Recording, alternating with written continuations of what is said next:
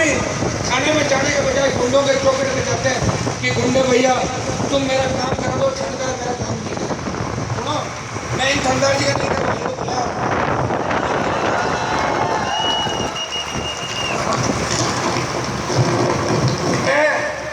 देखो इन्होंने कितनी बढ़िया व्यवस्था की है, पुलिस की वजह से वहां से लेके डिप्टी साहब को, सीआई साहब को, इनकी पूरी टीम को मैं धन्यवाद देता हूँ कि इन्होंने बहुत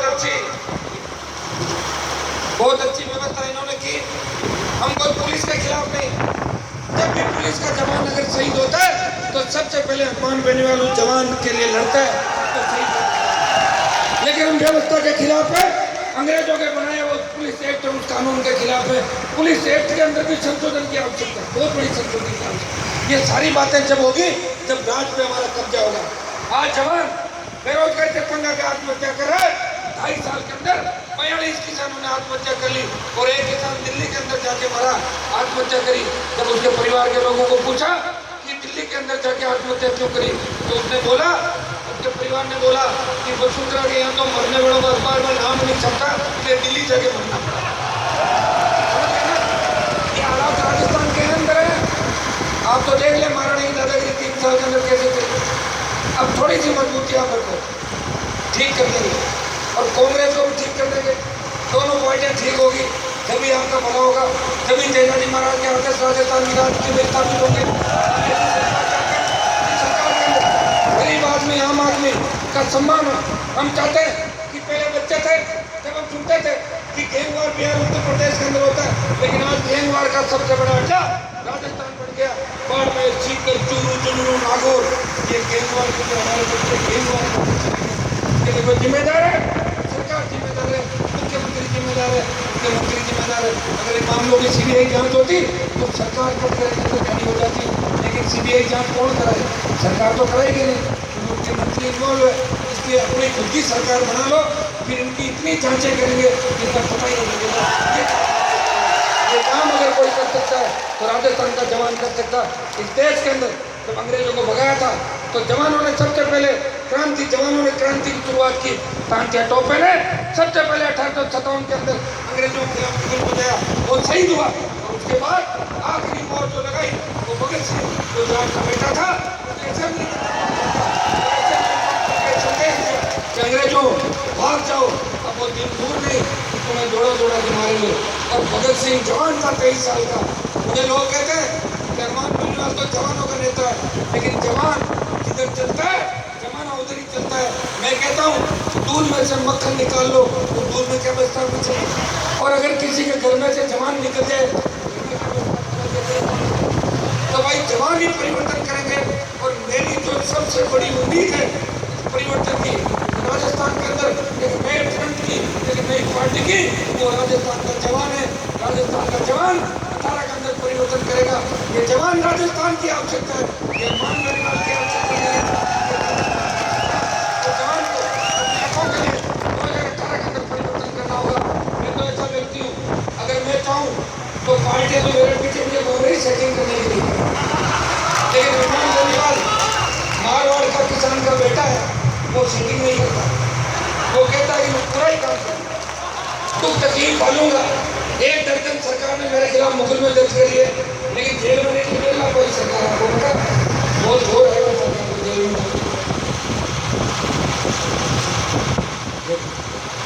अब आपको परिवर्तन करना है, और ये परिवर्तन मैं मेरे लिए नहीं कह रहा हूँ, इस राजस्थान को परिवर्तन की आवश्यकता है। आप सड़क पर निकलो, आपको टोल नहीं देना पड़े, जवान को रोजगार के साधन की गारंटी हो और किसान की आर्थिक व्यवस्था ठीक हो। आज किसान अपने अनाज को समर्थन मूल्य पर खरीद के लिए, बेचने के लिए दर की ठोकरें खाता है।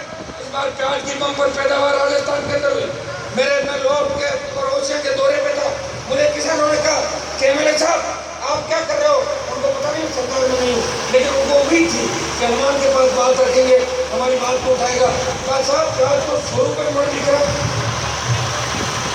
पता लगा कि 150 रुपये क्विंटल बिक रहा है। तब राजस्थान के नेता कहाँ गए? क्यों नहीं उन्होंने ये मामला उठाया कि प्याज की समर्थन मूल्य में खरीद होनी चाहिए। प्याज 500 से 1000 रुपये पर क्विंटल और मन खरीदनी चाहिए। तब राजस्थान के नेताओं के मुंह पर ताला लग गया। बहुत बड़ी विकट स्थिति है। आपका बाड़मेर के इलाके के अंदर तो पीने का पानी आ रहा है, कुछ जगह नर्मदा का पानी आया। 70 साल हो गए, नदी नालों को जोड़ेंगे, सिंचित क्षेत्र बढ़ाएंगे, लेकिन मुझे तो कहीं सिंचित क्षेत्र बढ़ता हुआ नजर नहीं आया। किसान की आर्थिक व्यवस्था ठीक करेंगे, कैसे करोगे? दो ही वजह से हो सकती है, या तो किसान की खेती को मजबूत कर दो, उस खेती तो वहाँ सिंचाई हो खेती के अंदर, वो आप कर नहीं पा रहे हो। और माइनिंग का जो हमारा इलाका है, माइनिंग बेल्ट है, वहाँ भी सरकार नजरें गड़ाई बैठी रहती है। मैं हमेशा विधानसभा के अंदर एक बात कहता हूँ कि तेल, सोना, चांदी, तांबा, ये तो सरकार का, और ये छोटे मोटे पत्थर हमारे ये तो हमें तो जिसके खेत में निकले, किसान को उस खेत के अंदर माइन बनाने का पहला हक मिलना चाहिए। लेकिन कौन सुनता हमारी? हम तो प्रयास करते हैं। और मुझे तो दुख है इस बात का कि इस बार लगता है क्या कांग्रेस विपक्ष में है क्या? कहीं नजर आ रही है क्या हमको?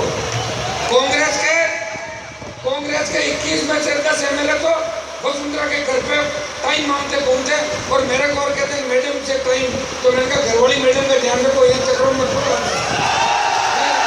तो मैडम का टाइम रखूंगा, अपने घर का ही ध्यान रखो, यहाँ उलझ गए तो वापिस सुन जाओगे नहीं, ठीक है ना? तो अब ये कांग्रेस साहब कि राजस्थान में अगर आपके लिए कोई लड़ रहा है, आम आदमी के लिए कोई लड़ रहा है, लोग मेरे पे जातिवाद का आरोप लगाते हैं कि हनुमान बेनीवाल तो जातिवाद करता है। मैं ये कहता हूँ कि राजस्थान के अंदर अगर किसी कोई जातिवाद लेकर आया तो वसुंधरा जातिवाद लेकर आई। उसने कहा कि मैं जाट की बहू हूँ, राजपूत की बेटी हूँ, सतरानी हूँ, मैं सिंधु का इसकी भांजी हूँ, मीणों की बुआ हूँ, शूद्रों की चंद्र हूँ। मैंने तो कहीं नहीं कही ये बात। और मैं तो ऐसा व्यक्ति हूँ कि अगर कोई जातियाँ झगड़ा करती है, हनुमान बेनीवाल को पहुँच जाता, झगड़ा खत्म कर देता। हाँ, एक बात जरूर कहता हूँ, मेरे लोगों को राजस्थान में संकेत कर रहा हूँ, ये तकलीफ दोनों पार्टियों को है कि ये तंग करेगा, परेशान करेगा। और भगत सिंह ने जिस तरह असेंबली के अंदर बम फेंका था ना, बम फेंकते ही भूचाल आ गया इस देश के अंदर, पूरे विश्व के अंदर भूचाल आ गया। एक बम जरूर मैंने फेंका है, जाट मुख्यमंत्री का बम फेंक दिया। और इसलिए कि हमारी सबसे बड़ी संख्या है, हम किसी जाति के खिलाफ नहीं, लेकिन एक बार हमें मौका मिलना चाहिए। 50 साल कांग्रेस को छोड़ दिए, अब 20 साल भारतीय जनता पार्टी को। कभी तो किसी को नकली पकड़ के ले, कभी कहीं से पकड़ के ले। असली व्यक्ति चाहिए जो सत्ता के सिर पर बैठ के इस राजस्थान का भला कर सके, राजस्थान की बिगड़ी कानून व्यवस्था को ठीक कर सके। इस राजस्थान के अंदर बिजली माफ करने की अगर किसी ने बात कही तो क्यों तक के विधायक ने कहा कि किसान की बिजली माफ करो। लोग मुझे कहते हैं कि हनुमान बेनीवाल के इलाके में बिजली की चोरी होती है, तो मैंने कहा तुम्हारे बाप की है बिजली करेंगे। और हिम्मत है तो रोक के दिखा दो। सरकार आई थी ना, सरकार रोकने के लिए, भाग गई थी वापस सरकार। मैं ये कहता हूँ कि चोरी का काम ही मत रखो, सरकार बिजली माफ करे, मुफ्त शिक्षा दे गरीब के बच्चों को, उनको भी विश्वविद्यालय कॉलेज और स्कूल के अंदर गरीब का बच्चा पढ़े। ये शिक्षा का अधिकार गरीब आदमी, प्रत्येक आम आदमी को लागू।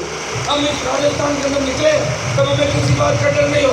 हमारी बहन बेटी सड़क पे रात को 10 बजे निकले, उसको इस चीज़ का डर नहीं हो कि कोई बदमाश लुटेरा आ जाएगा और कोई चैन छीन के ले जाएगा, कोई बदमाशी करके छीन के ले जाएगा। ये जातिवाद वसुंधरा लाई, जातिवाद अशोक गहलोत लाया, हनुमान बेनीवाल तो जातिवाद को खत्म करने के लिए घूम रहा है राजस्थान में। ये मैं आज आपका जोश और जुनून देख के मुझे लग रहा है कि परिवर्तन निश्चित है। और जब जब राजस्थान के अंदर परिवर्तन हुआ, तो आरक्षण की लड़ाई हो या दूसरी लड़ाइयाँ, बाड़मेर से उसकी शुरुआत हुई है।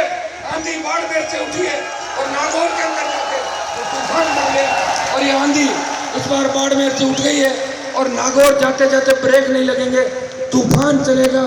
और राजस्थान की राजनीति जयपुर के अंदर फिर तेजाजी महाराज के आदर्श 2018 के अंदर स्थापित करेंगे। साथियों, हम सबको साथ लेके चलेंगे, हम किसी जाति के खिलाफ